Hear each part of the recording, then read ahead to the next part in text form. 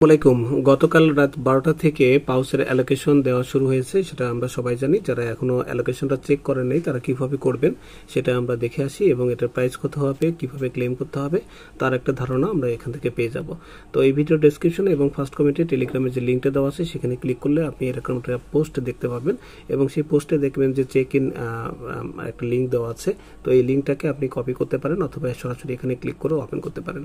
তো সরাসরি ক্লিক করে আপনি গুগল ক্রোম ব্রাউজার দিয়ে ওপেন করতে পারেন, অথবা আপনি চাইলে অন্য কোনো ব্রাউজার দিয়েও এটা ওপেন করতে পারেন। যেমন আমি গুগল ক্রোম দিয়ে আমার মেইন অ্যাকাউন্টটা আসলে চেক করেছি, এই জন্য আমি ব্রেভ ব্রাউজারটা ওপেন করলাম, এবং এখানে আমি জাস্ট এটার উপর জাস্ট আমরা চাপ দিয়ে ধরে এটাকে পেস্ট করে দিব। পেস্ট করে দেওয়ার পরে এখানে আমরা দেখতে পাবো যে একটা অপশন ভেরিফাই ইয়োরসেলফ, এখানে ক্লিক করব। এখান থেকে তিনটা অপশন আছে, তিনটা অপশনের যে কোনো একটা সিলেক্ট করলেই হবে।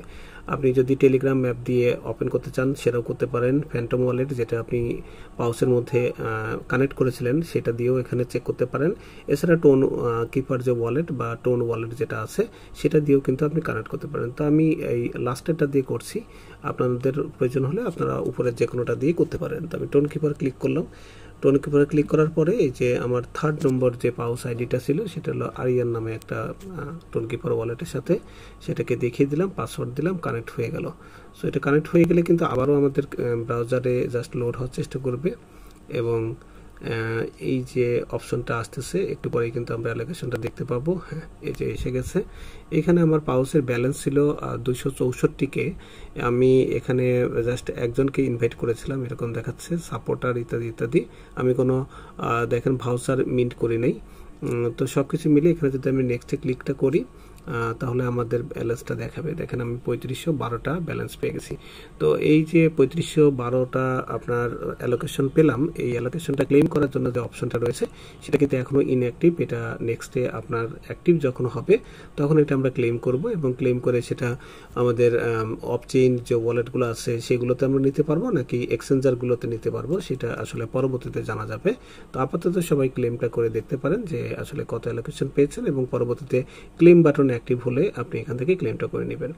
এখন প্রাইস কত হবে সেই ব্যাপারে ধারণা হচ্ছে এরকম যে পাউস তাদের অফিসিয়াল সাপ্লাই কত হবে সেটা কিন্তু অ্যানাউন্স করে জানায়নি। যদি ওরা এটা জানায় তখন টোটাল সাপ্লাইটা দেখে তখন প্রাইস সম্পর্কে আইডিয়া করা যাবে। তো যাই হোক, মোটামুটি খারাপ হবে না, হয়তো ভালোই হবে।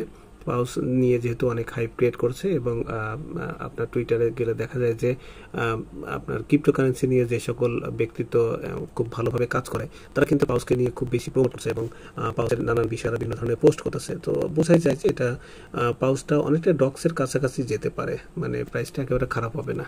তো এইভাবে অ্যালোকেশনটা সবাই চেক করে নেন। আমি কিন্তু মাল্টিপল আইডি করেছিলাম, এবং আমার মাল্টিপল আইডিতেই আপনার অ্যালোকেশন পেয়েছি, এবং সেখানে কিন্তু ওই 3 লক্ষ পাউস হলেই যে আপনার হচ্ছে পাউস পাবেন, আদারওয়াইজ পাবেন না, এরকম কোনো সমস্যা কিন্তু ছিল না। জাস্ট যে এয়ারড্রপ পাওয়ার জন্য যে 3টা বেসিক ক্রাইটেরিয়া ছিল সেটা ফিল আপ হলেই আপনি এখান থেকে এলিজিবল হয়েছেন, এবং আপনি পাউসটা এভাবে অ্যালোকেশন কত পেয়েছেন দেখে নিতে পারেন। সো থ্যাংক ইউ, আল্লাহ হাফেজ।